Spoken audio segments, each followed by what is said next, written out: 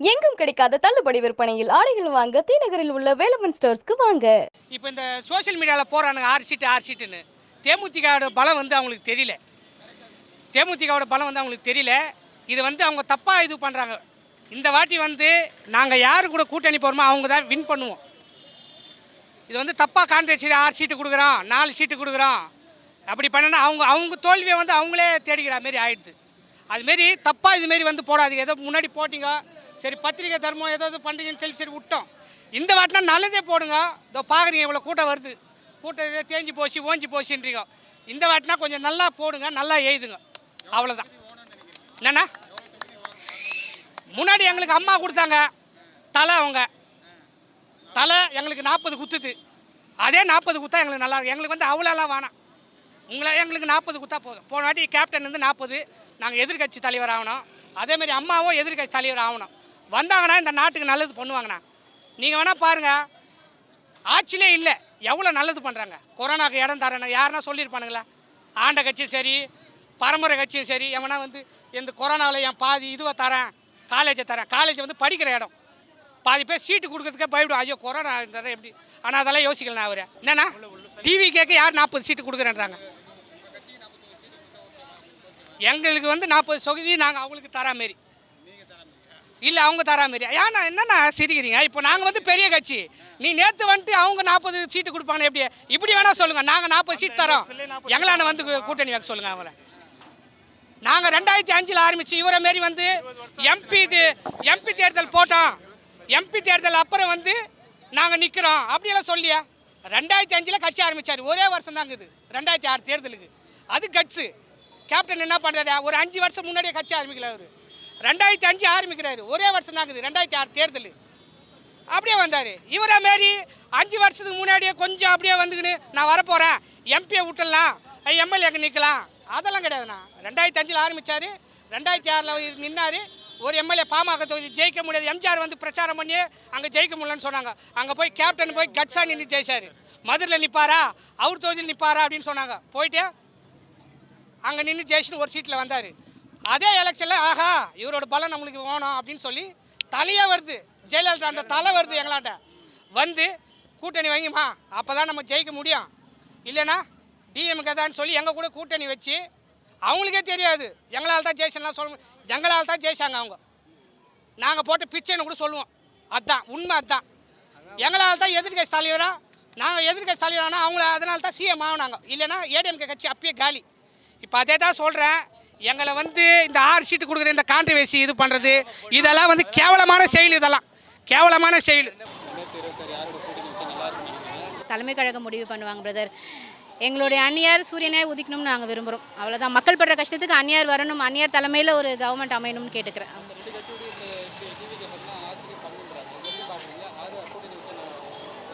டிவிக்கே வந்து முதல்ல அவர் ஒரு எலெக்ஷனை சந்திக்கிட்டோம் பிரதர். அவர் ஒரு நியூ பார்ன் சைல்டு. அவருக்கு அரசியல்னால் என்னன்னு தெரியல. அவர் ஒரு அரசியல்வாதியும் கிடையாது. ஒரு நடிகர் ஏதோ பண்ணணும்னு பண்ணிட்டு வராரு. பார்ப்போம் என்ன நடக்குதுன்றது பார்ப்போம், பொறுத்திருந்து பார்ப்போம். 2026 யாருடைய களம்ன்றது பார்ப்போம். எனக்கு தெரியாது பிரதர். தலைமை என்ன முடிவு பண்ணுவாங்களோ அதுபடி தான் நாங்கள் போவோம். நிச்சயம் எங்கள் அந்நியார் அடித்தா இறை விழும். வெயிட் பண்ணுறோம். 2026 ஜனவரி 9 மாநாட்டுக்காக வெயிட் பண்ணுறோம்.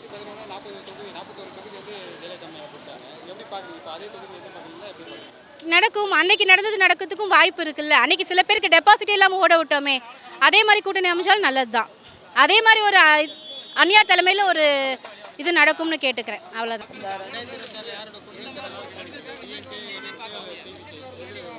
நாங்கள் வந்து எந்த கட்சி கூட கூட்டணி வைக்கிறோன்றதெல்லாம் எங்களுக்கு எந்த ஒரு இதுவுமே இல்லை. அன்னி எந்த கட்சியோட அவங்க முடிவெடுத்து சொல்கிறாங்களோ அது கூட தான் நாங்கள் பயணிப்போம். எங்கள் கட்சி கூட்டணிக்கு நாங்கள் எல்லா இடத்துலையும் நின்னா வெற்றி பெறுவோன்ற நம்பிக்கை எங்களுக்கு இருக்குது. ஆனால் கூட்டணி அன்னி யார் கூட வைக்கிறாங்களோ அவங்களுக்கு எவ்வளோ கொடுக்குறாங்கன்றதை பொறுத்து தான் நாங்கள் அவங்க என்ன சொல்கிறாங்களோ அவங்களோட பயணத்தை நாங்கள் பின்பற்றுறோம். 7 சீட்டு 8 சீட்டெல்லாம் எங்களுக்கு பத்தாது. நாங்கள் 234 தொகுதியிலே நிற்கணுன்னாலும் எங்களுக்கு ஆட்கள் இருக்குது. ஆனால் வின் பண்ணுறோம், நம்ம வந்து முன்னணியில் வரணும், அவங்க கூட யார் கூட பயணித்தா நம்ம வருவோன்றதெல்லாம் தான் இப்போ கருத்தாக இருக்கிறாங்க அன்னி. அதுக்கேற்ற மாதிரி அவங்க பிரயாணிப்பாங்க. 2026 கூட்டணி வந்து தனித்து நின்னாவே ஜெயிச்சிருவாங்க அந்நியார். ஆதரவு எல்லாமே கொடுக்கணும். நன்றி, வணக்கம். வர 2026 தேர்தலில் வந்து தேமுதிக எந்த பக்கம் கூட்டணி வைக்குதோ அந்த பக்கம் தான் வெற்றி வாய்ப்பு. கூட்டணி குறித்து தொண்டர்களிடத்துலையும் நிர்வாகிகளிடத்தையும் மாநில நிர்வாகிகளிடத்துலையும் கலந்து ஆலோசித்து கருத்து கேட்டு ஜனவரி 9 மாநாட்டில் வந்து அறிவிப்பாங்க. செயல்பாடு சிறப்பாக இருக்குது. இன்றைக்கி இருக்கிற அரசியல் நிலைமைக்கு ஏற்ப நல்லா சிறப்பாக செயல்படுறாங்க. இதுக்கு முன்பு இருந்ததை விட இப்போ சிறப்பாக செயல்படுறாங்க. நல்ல அனுபவம் பக்குவம் கிடச்சிருக்கு. அதெல்லாம் கூட்டம் கூட ஓட்டு விழுகாது. கேப்டனுக்கு மேலேயே கூட்டம் வந்துட போகுது. தமிழ்நாட்டிலே எந்த ஒரு தலைவருக்கும் 1500 கிலோமீட்டருக்கு பேனர் வச்சது கிடையாது. கேப்டனுக்கு வந்த மாதிரி கூட்டம் யாருக்கும் வரப்போகிறதில்ல. தலைவருக்கு கூட்டம் வரும், அதை ஓட்டாக்க முடியாது. அவங்களெல்லாம் வேடிக்கை பார்க்க வர கூட்டம் தான். கேப்டன் எந்த பக்கம் கூட்டு சேருதோ தேமுதிக அந்த பக்கம் தான் 2026 வெற்றி வாய்ப்பு. நாளைக்கு வெற்றி பெற்றற்பாடு ஆளுங்கட்சிகள் இருந்தாலும் இருக்கலாம், எதிர்கட்சியாக இருந்தாலும் இருக்கலாம். மக்கள் பிரச்சனைக்காண்டி தேமுதிக இன்றைக்கி செயல்படும். 2026 திமுக கூட கூட்டணி வச்சா மிகப்பெரிய ஒரு சக்தியை பெறுவோம். ஏன்னா எங்களுக்கு வந்து அதிமுக கட்சி ராஜ்யசபா எம்பி தரேன் என்று சொல்லிவிட்டு கடைசியில் வந்து எடப்பாடியார் திருப்பி பேசிவிட்டார். இன்று புதிதாக ஆரம்பித்த ஒரு கட்சியாக இருக்கக்கூடிய தாவேக அது எங்களுக்கு ஒரு ஈக்குவலான கட்சி அல்ல. எங்களுக்கு தாவேக கூடலாம் விருப்பமும் இல்லை. எங்களுக்கு ஒரு கட்சி என்று ஒரு வலுவான திமுக கூட வந்தால் மிகப்பெரிய ஒரு சக்தியையும் மீண்டும் திமுக ஆட்சி மலரும் என்று தேமுதிக கூட்டணியில் வைத்தால் திமுக ஆட்சி மலரும். எந்த கட்சியோட கூட்டணி போனாலும் தேமுதிக போகிறவங்கள தான் முதல்வராக ஆக ஒரு வாய்ப்புகள் மிகப்பெரிய ஒரு அருமையாக உள்ளது. தேமுதிக வந்து கூட்டணி வந்து ஏடிஎம்கோட கூட்டணி வச்சா தான் நல்லாயிருக்கும். இந்தியா கூட்டணியில் வச்சா தான் நல்லாயிருக்கும். மக்களுடைய தீர்ப்பு, மக்களுடைய விருப்பம். அந்நியர் என்ன சொல்கிறாங்களோ கூட்டணி அதுக்கு தகுந்த மாதிரி நாங்கள் வந்து அந்நியர் என்ன வார்த்தை சொன்னாலும் அதுக்கு தகுந்த மாதிரி நாங்கள் ஒத்துழைக்கிறோம். எங்களோட சப்போர்ட்டு அந்நியருக்கு, கேப்டனுக்கு நாங்கள் மீண்டும் மீண்டும் சொல்கிறோம். எங்களோட ஆதரவு யார் நாங்கள் நிற்கிறோமோ அவங்க தான் வந்து ஆட்சி அமைக்கணும்னு அந்நியர் சொல்கிறாங்க. அதுக்கு எந்த கட்சி வந்தாலும் சரி எங்களோட அந்நியர் என்ன வார்த்தை சொல்கிறாங்களோ கேப்டனுக்கு கீழே இருந்தோம், இப்போ அந்நியருக்கு கீழே இருக்கிறோம். என்ன வார்த்தை சொன்னாலும் அதுக்கு தகுந்த மாதிரி சப்போர்ட் எங்களுக்கு உண்டு, தொண்டர்கள் உண்டு. அந்நியரோட செயல்பாடு வந்து கேப்டனோட இப்போ டபுள் மடங்கு இருக்குது. ஏன்னா கேப்டன் வந்து என்ன சொல்கிறான்னா ஏதோ ஒன்றுன்னா இப்போ இல்லைனாலும் அப்படி இல்லைனாலும் விட்டுட்டு சரி அப்புறம் பார்த்துக்கலாம். அந்நியர் அப்படி கிடையாது. இது செய்யணும், இது செஞ்சு தான் ஆகணும். அந்த உத்தரவு வந்து கடைப்பிடிக்கிறோம். கூட்டணின்றது வந்து எங்கள் தலைமை எடுத்து எங்கள் அண்ணி சொல்கிறது தான். யார் கூட கூட்டணி வச்சாலும் இணைஞ்சு வேலை பார்க்குறதுக்கு ரெடியாக இருக்கும் தொண்டர்கள். தகுந்த கூட்டணி அவங்க அறிவிப்பாங்க, நாங்கள் அதை சொல்ல முடியாது. கூட்டணியை பற்றி ரொம்ப அதிகமாக பேசுகிறாங்க. கண்டிப்பாக ஃபீல் பண்ணுவாங்க. கூட்டணி யாரோட போனாலும் சரி, எந்த கட்சியோட சேருதோ அந்த கட்சி வந்து கண்டிப்பாக வந்து தேமுதிக வெற்றி கூட்டணியாக கண்டிப்பாக அமையும். எந்த அளவுக்கு அவங்க மைனஸாக நினைக்கிறாங்களோ அந்த அளவுக்கு ப்ளஸ்ஸாக வரும். இது வந்து காசு கொடுத்து வந்த கூட்டம் கிடையாது. ஒரு கூட்டம் கூட தானாக வந்த கூட்டம் தான். யாருமே அவங்க வச்சு கூட்டிகிட்டு வந்தால் அவங்க வந்து கூட்டிகிட்டு வந்தாங்கன்னா யாருமே கிடையாது. நாங்களாக தான் வந்தோம்.